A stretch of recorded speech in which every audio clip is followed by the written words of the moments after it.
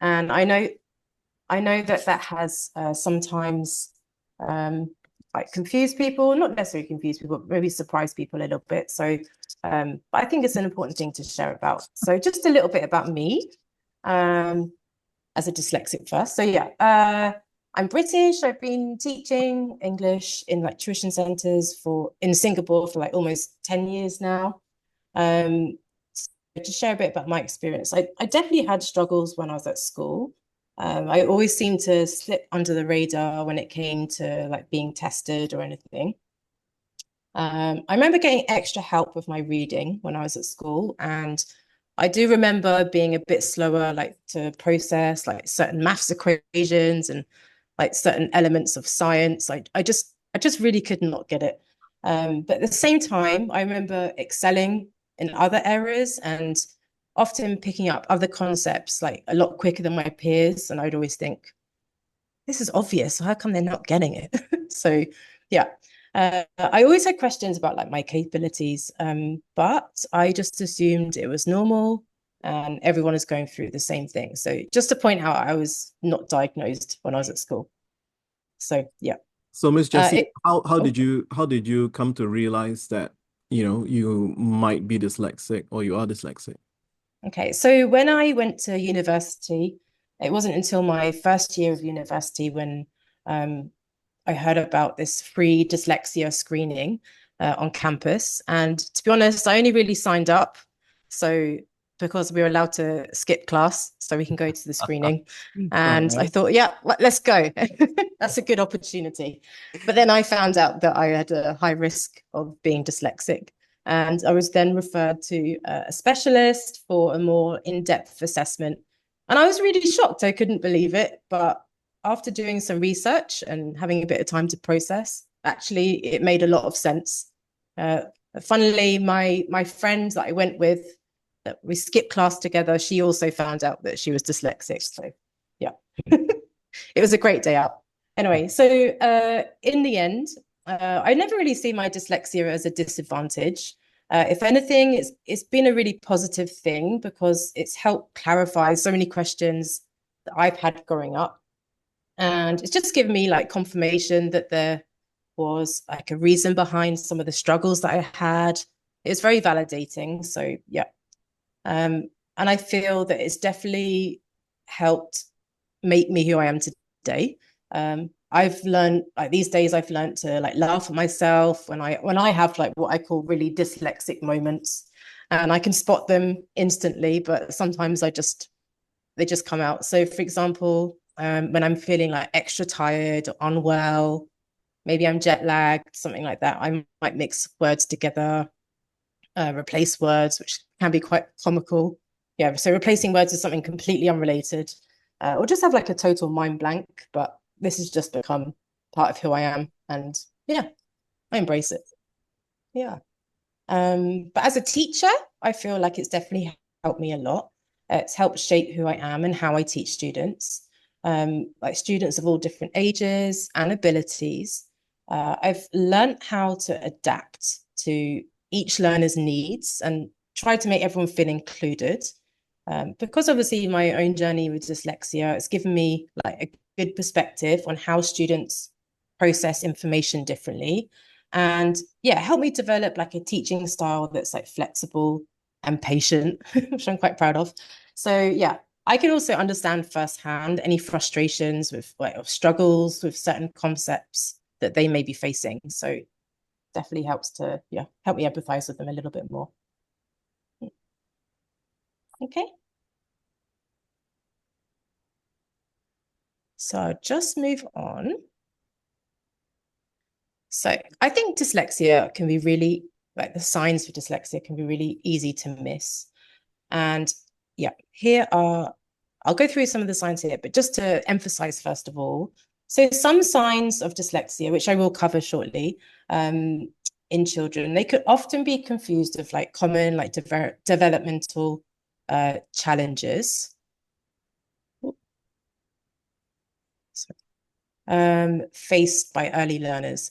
So, but it can also be really easy to miss any signs of dyslexia as the child grows and develops.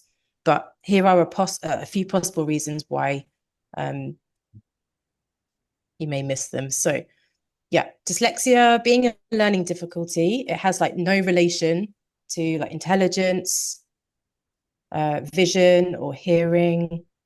So I'm just going to check. I think there's some bits in the chat. Yeah, Can I'm sorry people about that. see I the think there's screen? something wrong with the screen. Is everything okay now? Oh, working now. Is everything good? Right, thank you so much. Yeah. Yeah, thanks for letting us know. Yeah, Yeah. thank you. So I'll just go over that again. So yeah, some possible like ways to miss the signs of dyslexia. So yeah, being a learning difficulty, there's no relation to intelligence, vision, or hearing. Also, like the diagnostic assessment is only carried in Singapore. It's only carried out from 7 years old onwards. So for like early years, like still in kindergarten, they might have to wait a little bit for that confirmation.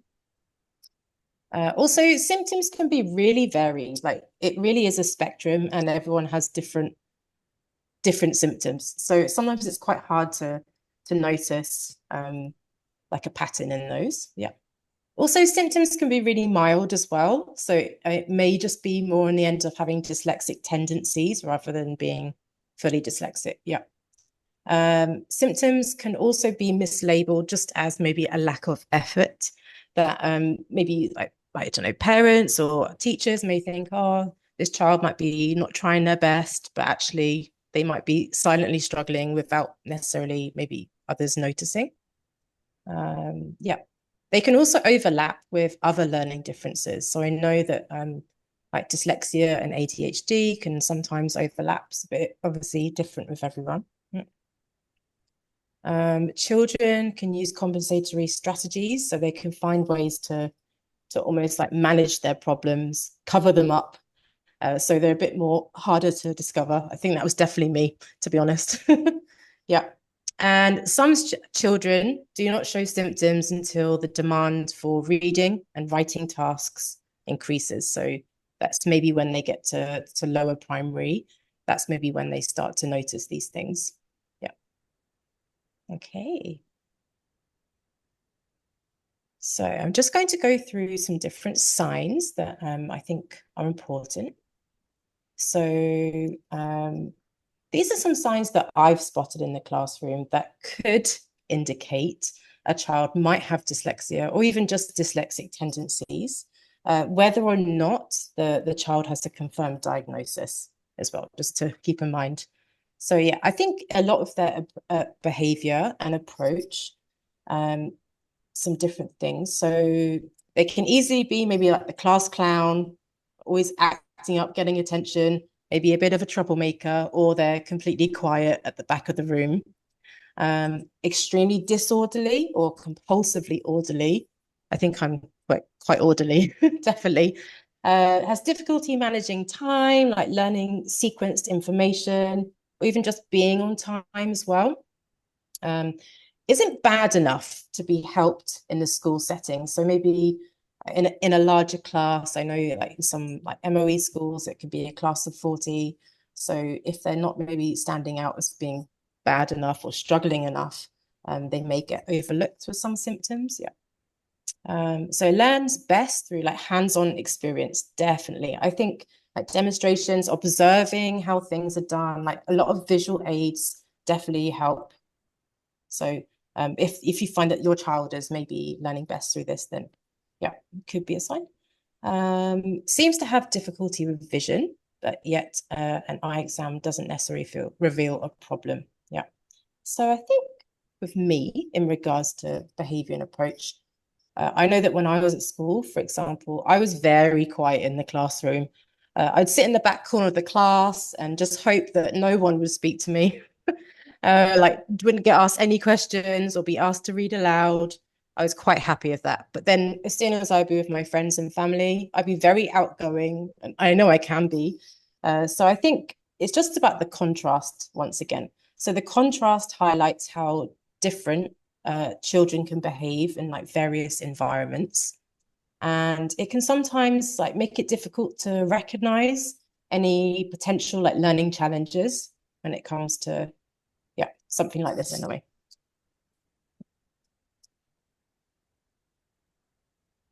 Okay, so when we come to reading, I think this is probably the main one that everyone thinks about when it comes to dyslexia and like potential problems. So here are a few points. So yeah, maybe they are reading like well below the expected level for ages. Like difficulty seeing or occasionally even hearing similarities and differences in letters and words. Like the inability to sound out the pronunciation of unfamiliar words, spending an unusually long time completing tasks that involve reading and writing. I know that one for myself. It depends on the environment. If I'm on my own, I'm fine. I can complete something in, I think, a fairly normal time.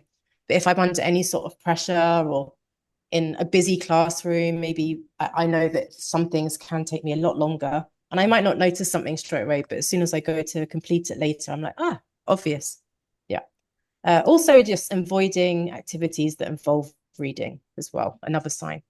A few examples as well. Like even though I know that I'm a very experienced teacher and I know I'm capable, there's still times when like I misread words as well. So for example, I love to read. I read every evening. I love to read like mystery and thriller books.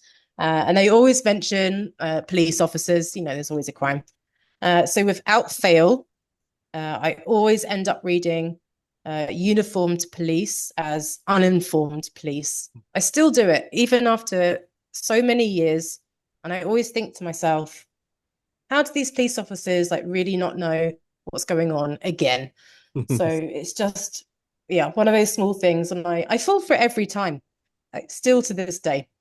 Obviously, I correct myself, but yeah.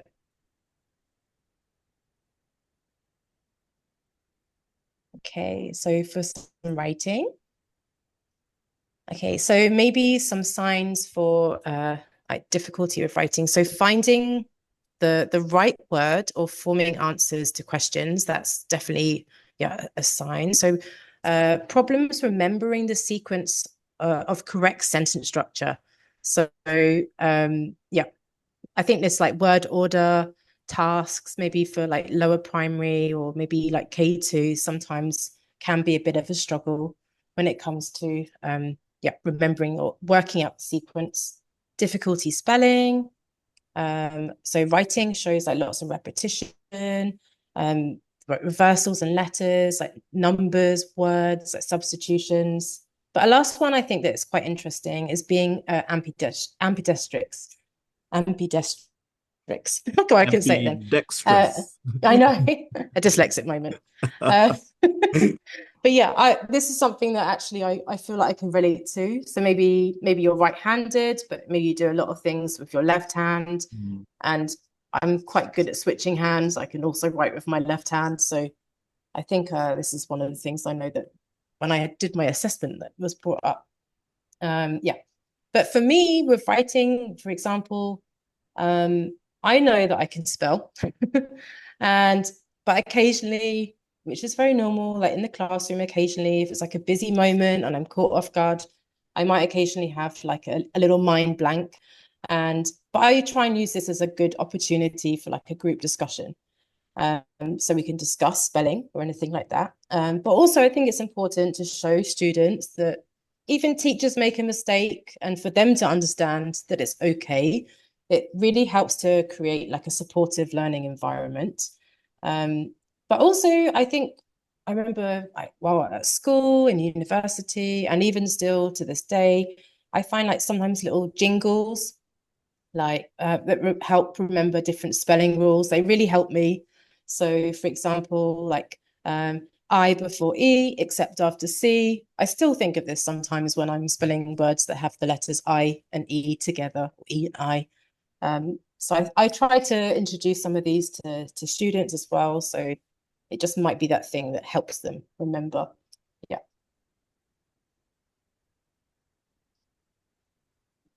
Oh, there's a question come in. Yeah, so well, we've got two questions actually Oh, in the Q&A. The first question is, my child can read but has difficulty spelling. So is he considered dyslexic? I Anyone wants think to try that one? Yep. I think even just having like one of these symptoms doesn't Mm, necessarily mean that they are dyslexic. yeah. Um, I think it also may depend on the child.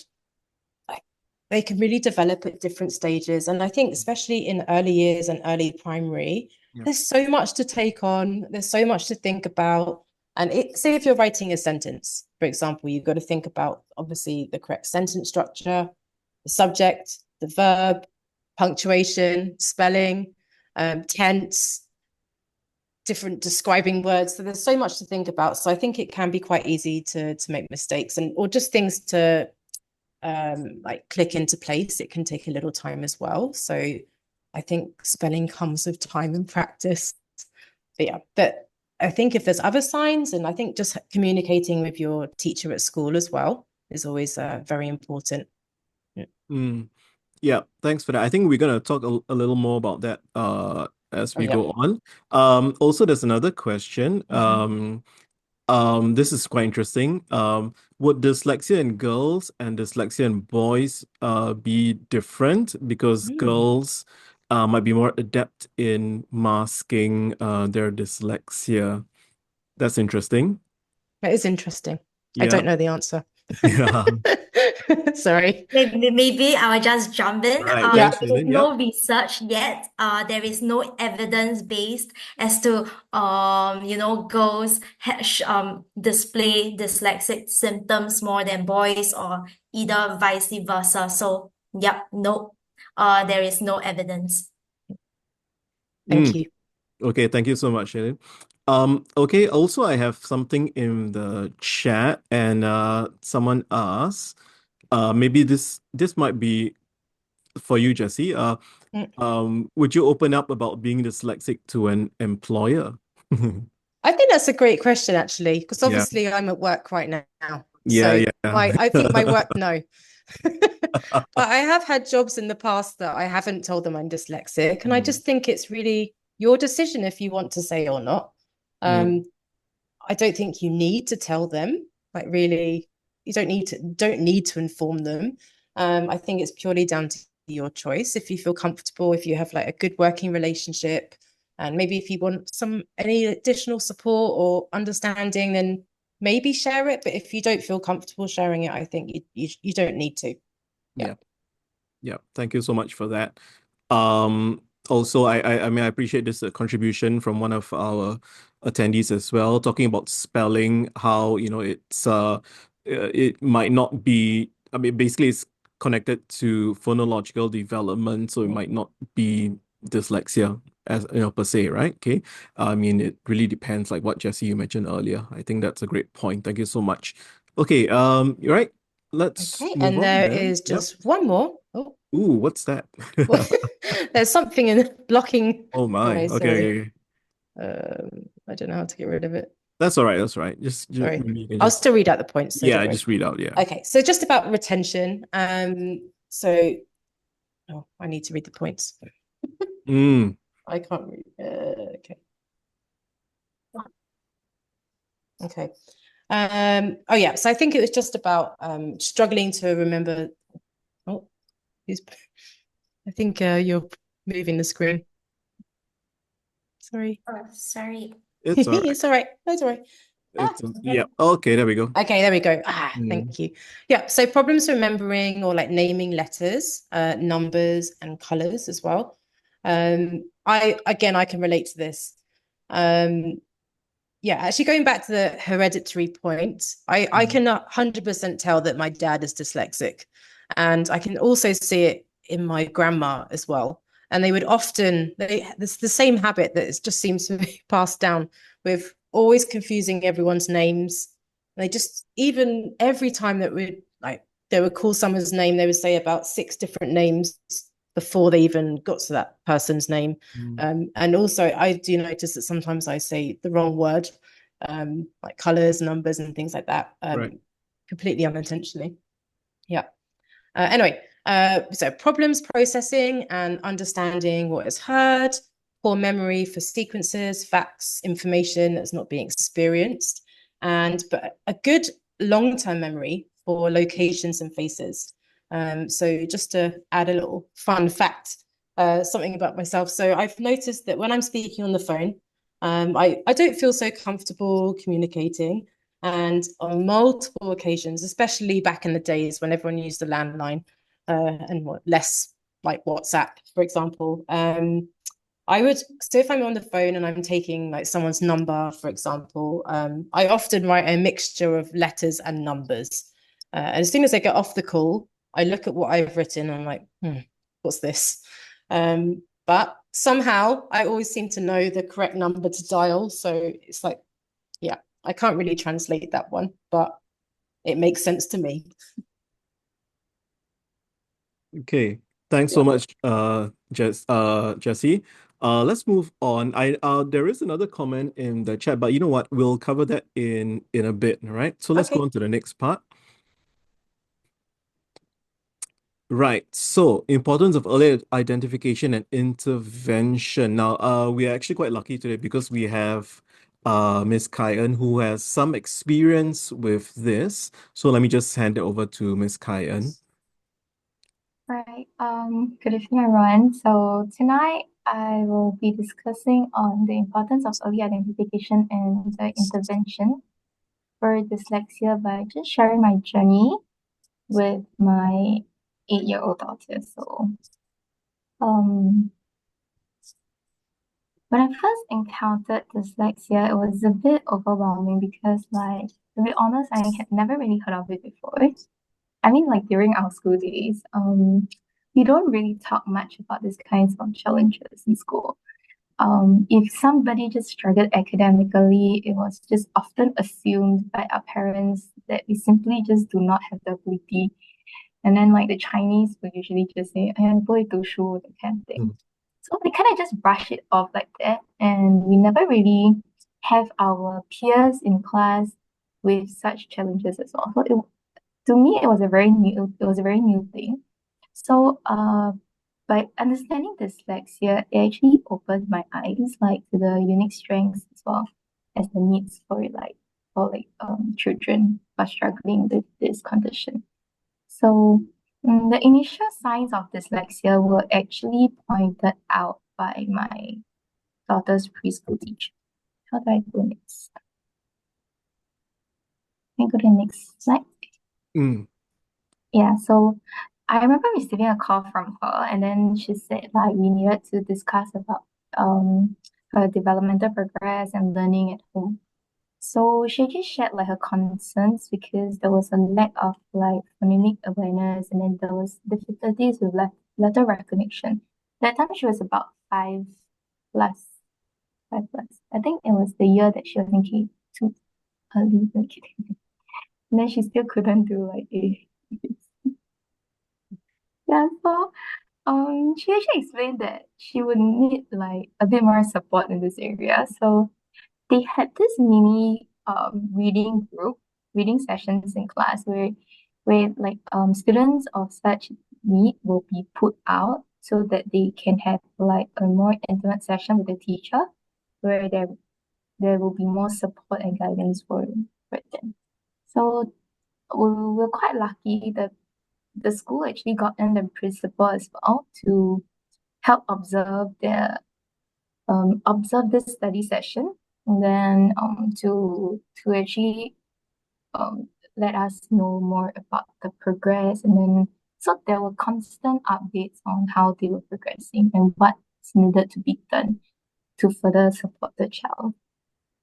So yeah, these were the academic challenges which got me to actually want to like prompted me to actually do some research about it as well, because like I got a bit worried like is it are we really lacking behind? So we actually dived into the research, and then the symptoms that I read online led me to the discovery of this entire new thing on dyslexia and stuff like that, and the possibility of it being present. So the teacher did not really tell me like she may be struggling with like dyslexia and stuff like that. So it was just because like all the symptoms that the lecturer was saying, I just googled it. So symptom by symptom, I just went on to look into it, which led me to like the possibility of her being dyslexic. So I did schedule an appointment for a private assessment. So the private assessment I did it was through Thompson. So it has, maybe you go to the next slide, then I'll show them the, yeah. So there are three components to the report. I wouldn't go into details, but if I click on the link here, it will lead me to my lab, which maybe I can just roughly show you like the subtests and stuff like that. So it's actually a 1 hour session where the child will sit in with the specialist to do the test on their own. So the parents will not be, oh dear. Okay, never mind. Yeah, Let me sorry. just go back to the presentation. I think that's fine. You can just explain to us Yeah. what. Yeah. So it's a 1 hour session with the specialist. The parents will not be needed to be around to be present. So we can just leave them for about an hour before the review. So they will actually have a few activities in place to carry out these three components. So the first component, it will actually measure their ability across 5 areas of the cognitive functioning. And then after there will be a scoring system. Then through the score, the average score, they will tag it to a percentile, like the average percentile. And then whether are you falling below or are you above the average? So from there, the markers, they will consolidate the scores across the three components of the test. So there will be activities. It wouldn't be like a writing test or reading test. So it's actually fun activities and fun games, which through it can be a sequencing game. It can be a word game or stuff like that. And then through then the specialists will actually collect the scores, and then the report will then tell you whether or not your child is at risk. So technically, before age 7, they cannot put a diagnosis to your condition because you are still considered very young. So like I think the the age where they can actually put it as you as in like a condition, that will be at age 7. So yeah, so when I did the test, they only told me like the risk marker, the risk indicator for it. Correct. And then yeah, I wanted to go into a bit more details on the test, but since the mind map wasn't working, so I think I can just move on to the next one. Then if you may need more, I think if you may have questions on the test, then you can let us know during the Q&A. Go on to the next slide then. Okay, so coping in school. So currently she's 8. When I did the test, she was about 5.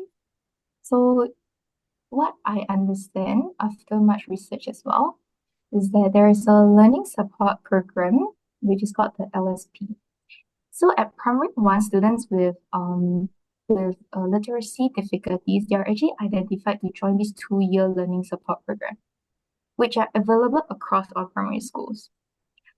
But of course, different primary schools have different arrangements. So I believe it's not standardized across. So it can be maybe in school time or after school time. So for my daughter, why the learning support program happened after school hours. So she got the Lexi back. So it used to be called like a remedial program.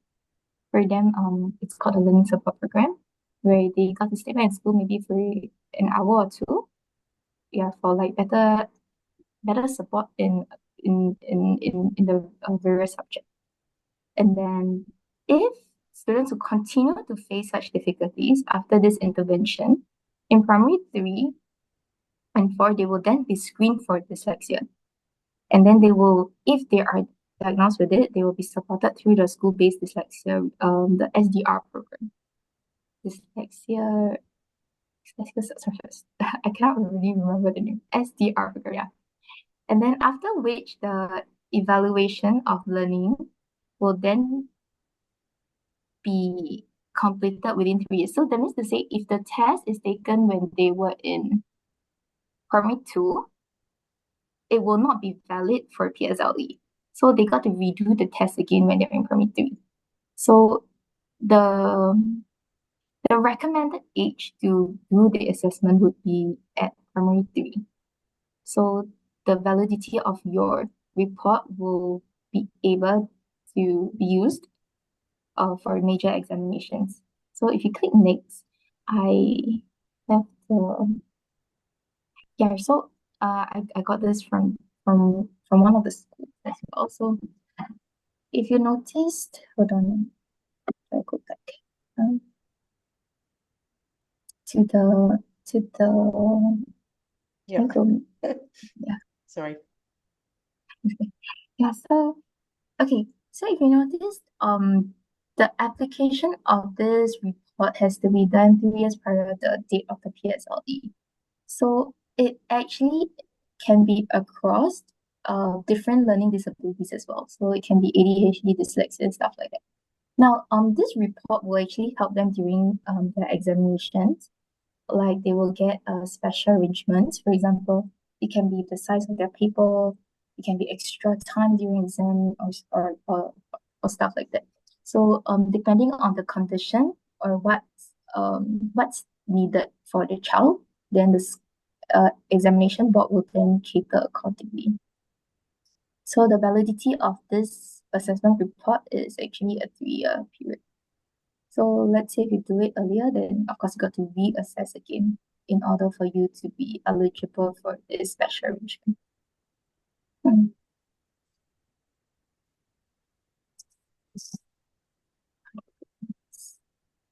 Okay, now, so just a bit more about how to cope in school. So the support network is quite important. Of course, from teachers, from parents, and even your friends as in your your your your child's friends. Yeah, and then especially so for my daughter, because she has such a need, so I actually told the teacher about it. I gave supporting documents. So based on the report that we did, I submitted to the teacher as well, and then it helped because she will actually need to be seated at the front, like towards the front, nearer to the teacher. Otherwise, she'll be lost, lost in a group of 40. So parents and friends are very important because for my daughter, just copying notes or like copying what to do, the diary that they have, like you got to write down like homework for the day. She can't even get that right. So I'm always trying to guess what homework she has, and then it's very difficult. So her friends were very So cute. nice. So Oh. her friends will usually um help out, and then like because we're quite close, sometimes their parents would drop me a text as well on like the upcoming assignments and stuff like that.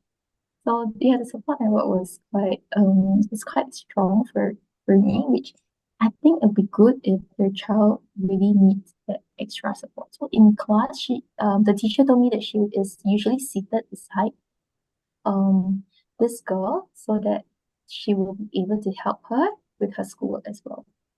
Yeah, so because if the teachers are more aware, because sometimes in a group of 40, even if you're close to the teacher may not be able to always be there, to just help you every other second. So they would try to actually pair you up with someone a little more reliable. Yeah, and then like you're usually the monitors and stuff like that. More on the ball kind, yeah. So they will actually pair you up like that. Yeah. And of course, if you have your own specialist that you go to, then there will be a review session every few months or like every year. So that will be one of the support networks as well. Next we have so community and resources. DAS is I think one of the mainstream ways where where most of us will know of if you, as in if there's a need for it. And then we actually did the screening as well at EAS. So I did it when she was 5 years old. And then because technically it was a high risk, like just high risk, okay? So there's no diagnosis, right? So when I saw that EAS has a free screening as well to test again the risk your child may be facing of being dyslexic, I went on to sign up for it again. I just had this thinking like it will go away, like or maybe it was just like a high risk, but then somehow she figure her way and then it'll be gone. So I think most parents like we kind of know it's not true, but then we just hoping like yeah, it will just work out in a way or another. So I just signed up for it and I just thought like, okay, maybe the results will be a bit different. So previously it was free. We went down, I think the center was at Jurong Point. I saw there were actually many children there as well. It's a physical screening, so one by one, or I'm not sure one by one or in groups, there is a computerized screening where they are supposed to answer a few questions or play some games or stuff like that. And within about 45 minutes, I think they will call you up so that you can have a one-to-one private like uh consultation with the educator. So they will then have a printout for you to indicate the risk of your child having this challenge. So again, she's still in the high risk. So no difference. So anyway, yeah, so I kind of just so I just decided that I will do a formal assessment for her. And since now that she is 8. So when we go to the next slide, this is the link. I just put it up there in case this link will bring you directly to the site for you to sign up. So currently, when I went into the website, I noticed that the dyslexia screening is now charged at $80. So previously, like I mentioned, it was free, but now only the computerized screening test, that means the one that you do it at home, is free of charge.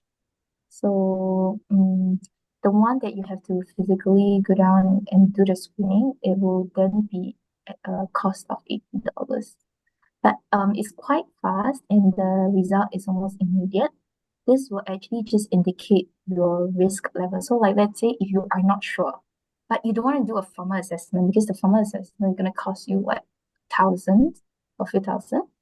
So you just want to know like whether or not your suspicions are real. You can actually do this screening first. And then if the indicator is high, then maybe you can move on to the consultation before the formal assessment. And yeah. So some of the resources that I felt was helpful. Like, so during the period when I found out that she needed a bit more help, these were some of the things. So that I got a few different books. Usually are all from Amazon. So I got a few different books and games that would help her. So books were actually for me to study so that I can translate the information to her when I'm teaching her.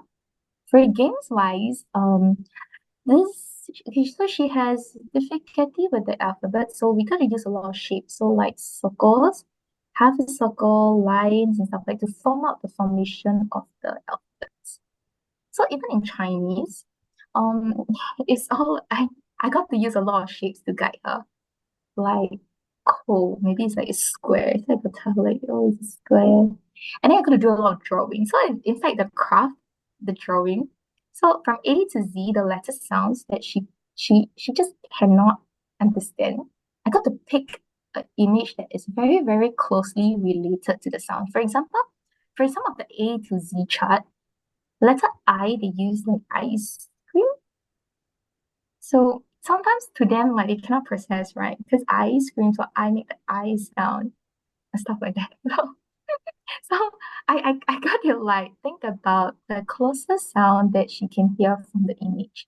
So one by one, we actually drew it out, like apple, like the normal, then igloo, igloo, so I, so the letter I. So I drew the igloo there so that she can always remember letter I makes the E sound, and stuff like that. So just a lot of work because they take a different way about to learn. Yeah, so yeah, so these are just some of the resources that I felt were and like capabilities that I felt were a bit more useful. And next we have so I think it became a habit. So when I started teaching, um I tend to, for early years especially, because they are not very good with the highlighters. So I'll get them to use color pencils instead, which they often get very excited because to them it's like coloring. So every lesson I will like pick your favorite color, and then all of them will like scramble around to like get all their favorite colors. So I leave the colors to them. So I just let them pick their favorite color. It can be like a mix, like two different colors as well.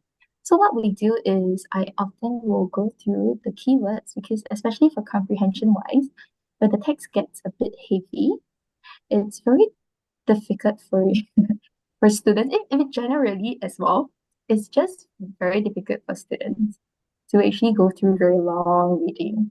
So, but especially more for children who are actually, yeah, having such challenge. Yeah, so, I always tell them to pick the keywords. We got to highlight the keywords. So highlighting keywords means to color the keywords. So based on what they color, you're supposed to quickly find in the passage and color and match the keywords for me.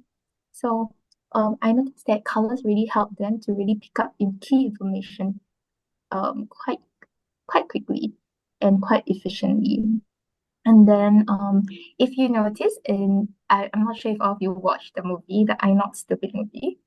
So there's this boy in the show where he has dyslexia. And then there was a scene where he mentioned about him having to use highlighters to actually mark out all the keywords as well. Which because I think they were comparing over a student's work that was accused to be of his work, but there were no colors on it. So he said that if this was his work, he wouldn't be able to see a single word. So with the colors, it actually help them visually, and it really help them to kind of like focus on the particular area where they need to. Yeah. Otherwise, it just looks like a page of blank. Like even though there are so many words, and then they just don't know where to look at. They don't want to look at. Yeah, so I actually do this a lot with the early years, like of picking the key information, keywords, a lot of keywords, so a lot of coloring on the keywords. Which also makes it a bit more fun for them rather than just writing. Mm-hmm. Yeah. And then yeah, that's about it. Next would be okay, so embracing the journey as a parent. I feel that for a child who actually they may not know what they are facing or what they are, as in the kind of challenges they have in a medical term, but they honestly can feel it. So from young, my doctor will come to me and say, I feel a bit different. I said, oh, in what way? I got a bit shocked because like she said she felt different. I'm like, different, what do you mean? And then she said, oh, I just feel like I'm not as good. I'm not as good. I'm like, okay, in terms of, and it's like I just cannot catch up. I just don't get it. And then like I think it really affected her and it affects her self-esteem. And then she generally there was one day, even in now in primary school, she tells me that there are some friends that I cannot be friends with. I say, oh why? And say, oh, because they are okay, she honestly didn't phrase it so nicely, but then what she was trying to say that there are a group of students who are academically stronger, so they tend to be of a same clique. So if you're falling behind, you are in another clique. So you cannot be sort of associated with ones who are academically stronger, which I think is quite common as well. Like in our times as well, like usually the better ones will then be put together. I mean, of course, you just have more things to say.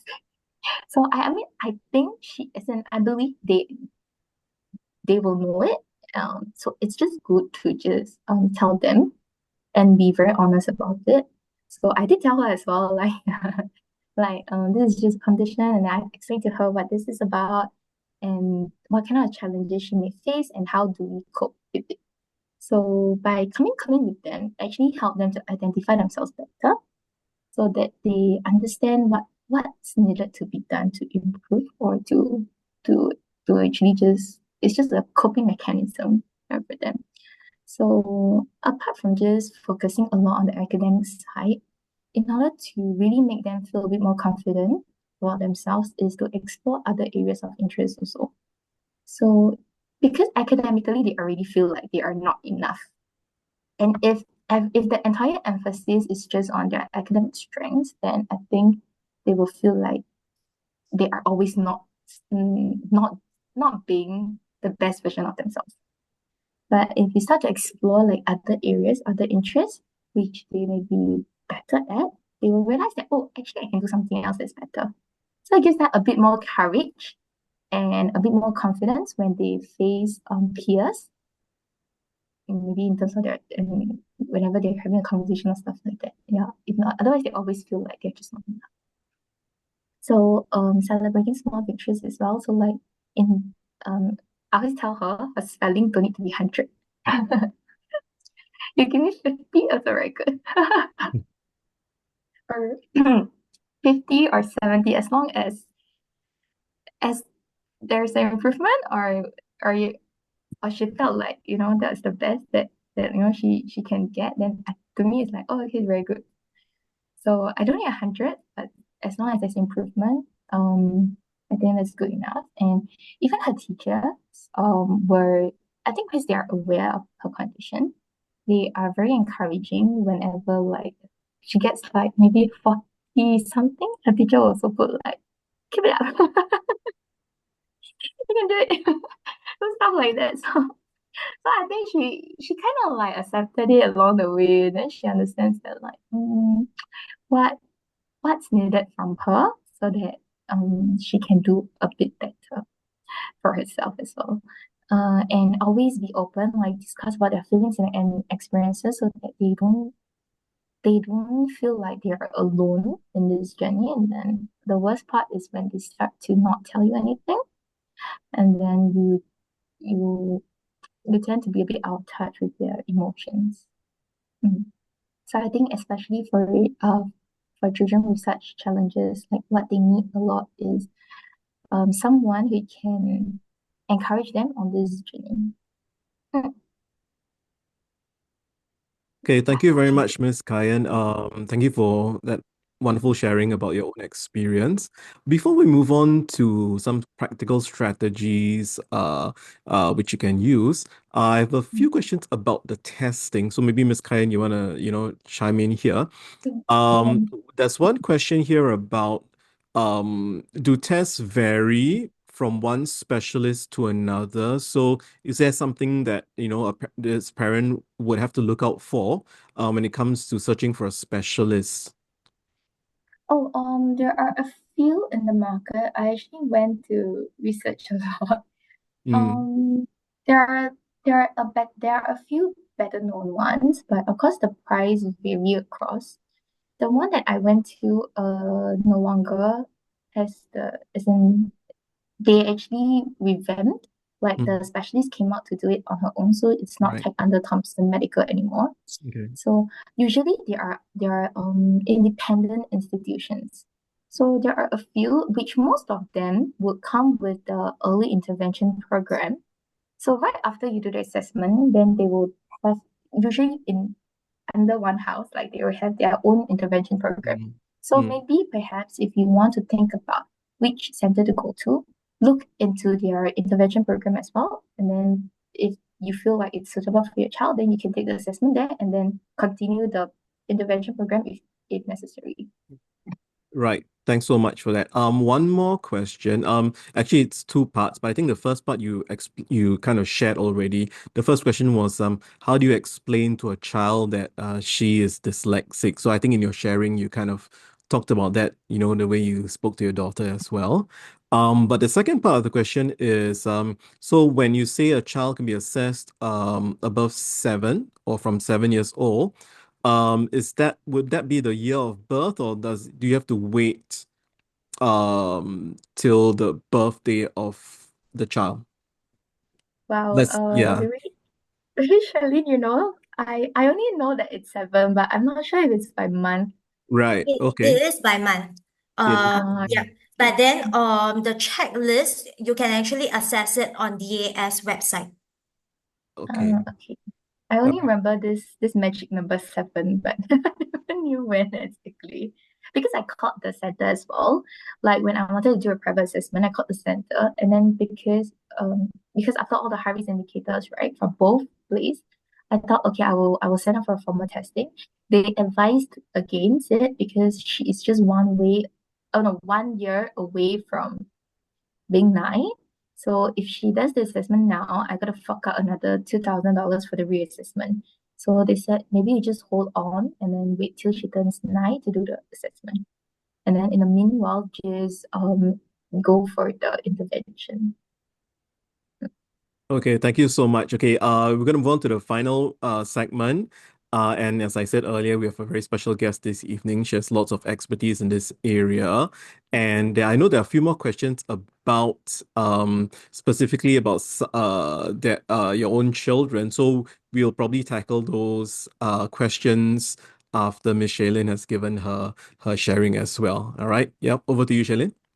Thank you. I'm not of a professional profession. But basically my background, I was so right now I think I'm already in the 14th year in early childhood profession already. So for the past years, I have been a preschool educator myself. So in between, I was actually working as a learning support educator who I collaborated with some of the therapy service providers as well as KKH therapists. So I work alongside with them while serving some of this intervention session to the children with mild developmental needs. So over here, I'm going to share some strategies that might help to empower our children with dyslexia. But before I go on, I would like to highlight, that every child is unique in their own way. So not all strategies that we share today or you find online will work for all the children with dyslexia. So as educators or even as parents, we can trial different strategies for our children, but do take note that you might also need to make modifications to suit your child's needs.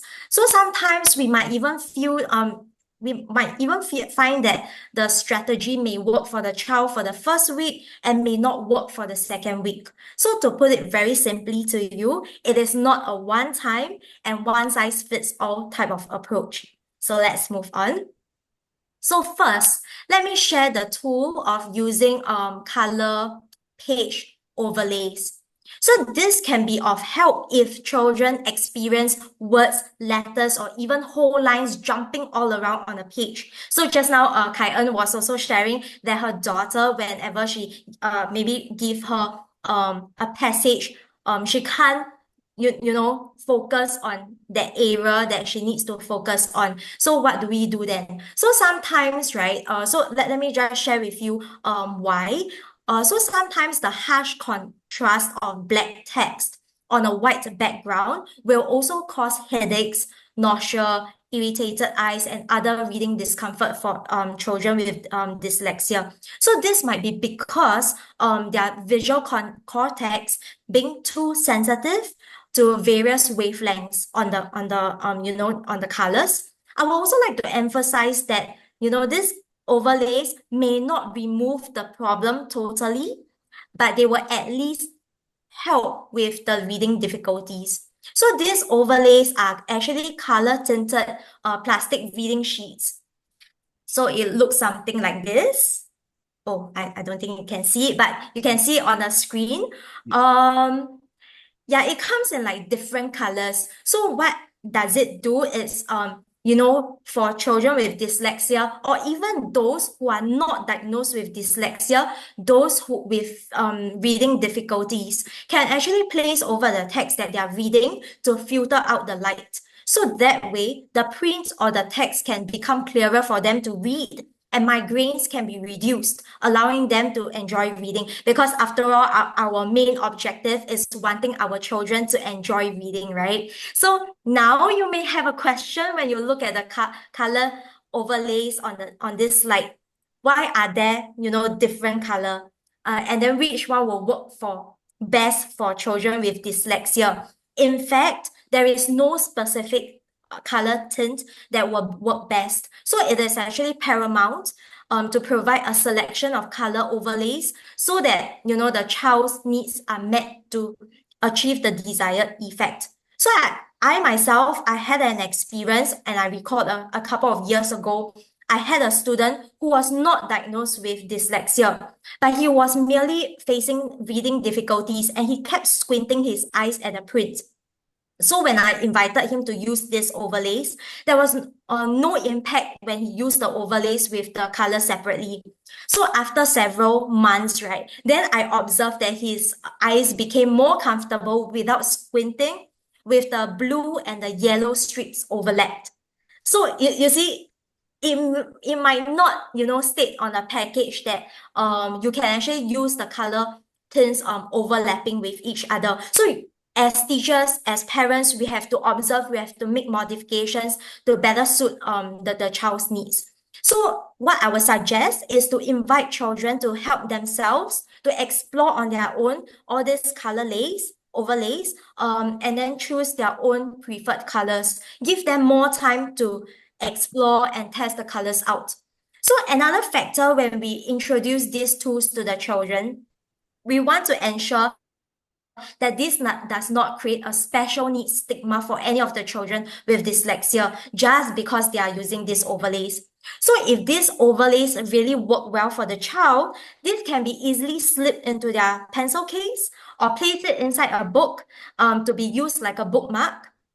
If you are teachers in our audience right now, you can place this color overlays at your classroom resource area for the children to use it. It may not be limited to just children with dyslexia. So you can also see below the color overlays, the image of the finger focus highlighter. This purpose is similar to the color overlays on the top. The difference is that the child will be able to follow through the text with their fingers when reading. The child can better attempt reading complex words and text with these tools. So this might help if let's say, they are struggling in terms of like can't focus on which words or which paragraph to read on a page or on a passage. So let's move on. Another strategy that you can consider, that you can put in place to support children with dyslexia, can explore the use of visual or audio support. So some children may face challenges in processing written information. So these images may help the children to unpack the information into a step-by-step process for them. So this is not unfamiliar for our early childhood professionals. So just now, Jessie and Kai has also mentioned that visual cues is also very important. And I definitely, you can find it inside any classroom, especially the preschool classrooms. Yeah. So this is actually for the children to show them what the next learning experience is and when the next transition is. It benefits all the children, not only the children with developmental needs. So using these visual cue cards does not mean just flashing these cards to the children to send the message across to them. So based on the level of needs required by the child, it is also encouraged to add in the vocabulary words. So just like, on the screen that you see, snack time, outdoor play, change diaper, drink water. Yeah, these are all vocabulary words that we hope to enhance in our children as they use all these visual cues. So, basically, based on the level of needs required by the child, it is also, you can gradually put in short phrases for them after using like single words. So teachers and parents can read aloud the words when showing them or when flashing them the visual cues. So once this practice repeats, language development will definitely be enhanced. So I'm sure many parents and teachers in this webinar know about the importance of learning through play. I believe that if the learning processes is carried out in a relaxed mode of and making learning fun, it increases the likelihood of information retention. So one of the characteristic feature for dyslexia is the memory processing speed, just like what Kai-En mentioned about her daughter, right? So this is because some children with dyslexia have a developmental difficulty of language learning and cognition.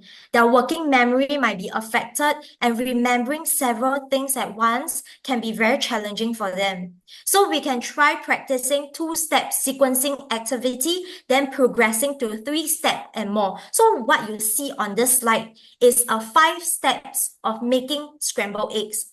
So start by selecting a learning experience or a routine that's familiar for the child.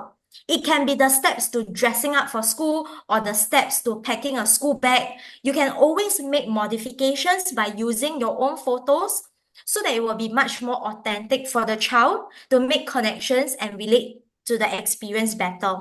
So this experience will help the child to recall the routine or experience and improve their memory. So concurrently, you can also invite children to arrange the steps in order so that they can become logical thinkers themselves, which help children to make a rational conclusion about how to proceed and what the next steps are. So here comes the more academic part. So many parents and teachers always panic when they see that the children are unable to recognize and form letters by K1 and K2. So I totally empathize with you because I was once a K1 and K2 teacher myself for several years. So usually the next thing I see is the rush to purchase or print penmanship books or papers to do drilling. So are you guilty of doing that as well? So put yourself into the shoes of the child. Will you enjoy this mode of learning? So try to use a hands-on and multi-sensory approach for the children. Encourage children to engage different senses. So use tactile materials such as sand and a stick as writing tools. Demonstrate the letter formation, invite the children to copy it. You can easily take a trip down to the beach or the park with a sandpit to carry out this learning experience. So you need not just, cook your child up at home and then, just drill them with all the penmanship booklets. Yeah. So the next resource that you see on the screen is the letter formation builder, which Kai-En has also shared earlier. So you can either get the resource off the rack or even design it yourself. So the curves and the lines not only form letters, but they are also color-coded to help the children. So after being able to recognize the letters, we can then proceed on to the flashcards. So if you see the self-designed letter cards, you will see that there is this small image of an elephant on the top of the letter E. So this serves as a cue, a reminder for the children. In fact, all these strategies work wonders for all children, not only limited to children with dyslexia. So another characteristic feature, children with dyslexia will be struggling with text. So we will need to start by using pictures and spoken language. For example, to read a CVC word that is made up of a consonant, vowel, consonant. So we can do it in a more structured way that helps to unpack for the children by asking questions when we read the word aloud to them. So just now, I think a parent has also asked, what if my child is struggling with spelling? You can try this out. If it works, then your child has already overcome this difficulty, has overcome this challenge. So you can actually try by asking questions like, are you able to identify the beginning sound? Like cat. What is the beginning sound? K-at. So what is the middle sound? And then what is the end sound? And then how many sounds that make up, the word cat? So what I'm trying to say is not just throwing the child like the whole entire word, okay, spell cat, but instead break down into step-by-step processes so that the children, especially with dyslexia, will be able to grasp the concept better. So also when we carry out this experience, right, throw out your paper and pen for a start. So I know, if let's say years back, how we learn spelling is write the word on the top, cat, and then we just copy like numerous times. Don't do that to your child. Let's use magnetic letter tiles and a magnetic board. Without any tremendous stress on the children, we are also helping them in their spelling. So if they can achieve that, right, we will progress on to a more advanced level by inviting the children to substitute a sound. For example, replace the first letter C to a H to make the word hat, for example. So don't stop there. Continue to talk to them about hats then, right? So make use of all these opportunities. So when do we wear hats? Why do we need to wear hats? What type of hats are there? Who wears hats when they are working?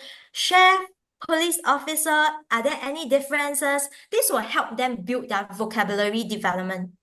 So continue to invite the children to explore different letters. If they can create the word bat, for example, we can introduce rhyming songs or poems to them, just like the one that I have shown you here, B and D song. Yeah, so these are actually all very captivating songs that capture children's attention. Yeah, so sometimes, with the tune, the rhythm of the songs, children will be able to grasp the concept better. So when I was back as a teacher, I often get questions from parents like, how do we teach high frequency words, which are also like commonly used words? Because these words may not be decodable, we can use visual cards to flash them so that children will be able to remember them. But the children with dyslexia do not use this strategy because it might be very challenging for them. And they might hate learning new words already. Yeah, so they might need more help than flashing visual cue cards. So we may introduce the word in a very different manner. So for example, let's take the word see, okay, S-E-E. So we can use the rhyme, I spy with my little eye, I see a yellow car passing by. So it comes in as a song as well. So if you Google like I spy with my little eye, yeah, it comes in as a rhyme, otherwise as a song. So you can make use of all these resources. So after the child is familiar with the word see and understands the concept of it, we can invite the child to use a highlighter to highlight the word see in the storybook. So, and if let's say if you are going out, taking a trip out, then invite your child to spot any word see in the environment. So learning can always be fun. It need not be so structured, so rigid that only pencil and paper are involved. So there are many, many strategies out there. Today, I'm only sharing some with you. Again, I emphasize that it is not a one-time and one-size-fits-all approach. So with a piece of tool or a strategy, make modifications to suit the needs of the children. So even so, we can have different learning objectives with the same set of resources. Ensure that the skill or the knowledge is progressive for the child too. So I'd like to end off this with this quote by Jamie Oliver, a very famous chef that I believe that all of you would know. He is also dyslexic. He says that there are different types of intelligence and everyone can be brilliant.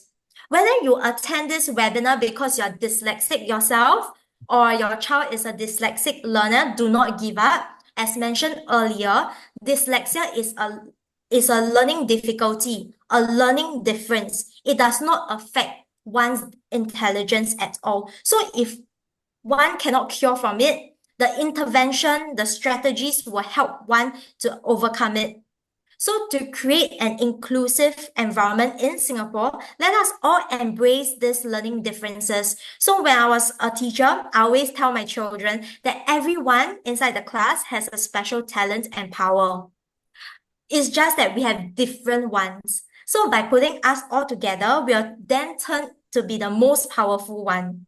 So whether you are a teacher or a parent listening to this, work together to bring out the best potential in our children. So I hope that all these strategies that I've shared with you today might be of some help for you. Thank you. Thanks so much, Shaylin. Really appreciate all those insights and those strategies. Okay, I know we're running a bit late because there's so much to talk about, right? But we do have a couple more questions, so maybe we can just answer these questions and we'll end off tonight. The first question, I know she's been waiting for a while because this question has been there for a while. She says that her child writes in reverse numbers instead of the proper sequence, and also writing his name in the reverse direction pretty often. So it's that cause for concern. May I know how old is this child? Okay, yeah, maybe you can put it in the chat. Because this might make a difference. If let's say your child is only 4 years old or 5 years old, it is very common. So don't label your child as dyslexic learner. So give him more time. Yeah, 5 years old. Yeah, so Yeah, so give him more time, just to give him reminders. So when he makes mistakes or like, just copy it in reversal mode, just prompt him saying that, look at this letter. Do you think there is something wrong with it? Would you want to try it again? If he's able to, change it, modify it on his own, then I think it's of no concern. Okay, thank you so much. I hope that has answered your question. Okay, another question is coming in here, directed to Miss Kai. And I think because of her experience, she's asking, are there some activity books for children with dyslexia, and perhaps a good book for parents to give them more information? Like maybe like some of the books that you yourself have read? Yes, so many. Okay, so for activity books as well as good guidebooks, actually just go on Amazon. There are tons of books there. I feel like in the Right, Singapore market, you hardly find any, and especially not at popular. In the right. local market, you cannot find It's anything. not popular, Um, right? Yeah, okay. yes, and I went to Kinokuniya. Mm, quite limited, and the prices at Kinokuniya are slightly higher, even if you can find the books there. So on Amazon, you can have like that here. Anyway, it's Prime Day, so lots of sale. Oh yeah, 10/10, right?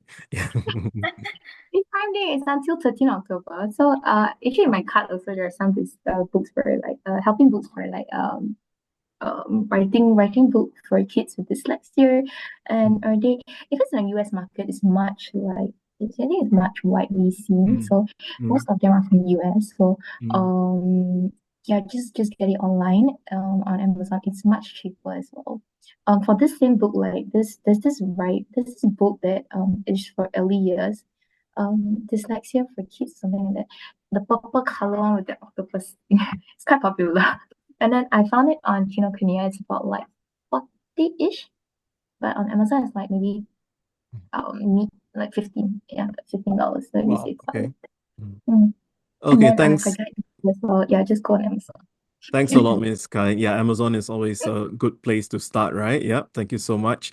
Okay, and actually we just have a comment right here from one of our attendees who wants to add on a little to what Miss Kai has shared about the support in primary schools. So yeah, she mentioned about LSP for primary 1 and primary 2. And if the student has been in LSP since primary 1, so basically for 2 years, they might be screened for dyslexia by the end of P2, right? Based on their progress or their need for more support in P3, right? So SDR in P3 and P4 is only for students diagnosed with dyslexia. Okay, so those who need some support but are not diagnosed, can join another program which is called the Reading Remediation Program. So there are, quite a few programs in primary schools to help children with various needs, right? So that's information shared. Thank you so much. Um, oh, and yes, Shirley has shared something else. One of our LSP colleagues recommended Osborne books for emerging readers. So that's a recommendation. Okay, but yeah, it's hard to find this brand in Singapore now. So I guess yeah, back to Amazon, are we? Yep. Okay. Thank you so much for sharing your knowledge as well. Okay, I think that's all we have for tonight. Can you just go to the next slide, please? Just one more thing, I believe. Next one. Thank you. All right, just to end off, again, we are from the Eton Academy, and just for attending this webinar, we have a special promotion for you. You can just scan the quick response code on the screen if you wish to sign up for a trial class if your children are not already with us. Okay, and it's going to be a 1-for-1. Basically, you can sign up for a trial class and get a complimentary second class. Okay, so yep. If you're interested, please scan the quick response code on screen, and we hope to see you at our centers. Okay, so thank you very much to our panelists this evening, Miss Jessie, Miss Kyan, and of Thank course, you. Miss Shaylin. All right, thank you for sticking with us, all of you who are still here, and I'm just gonna wish you all a really good evening ahead. All right, okay, bye everyone.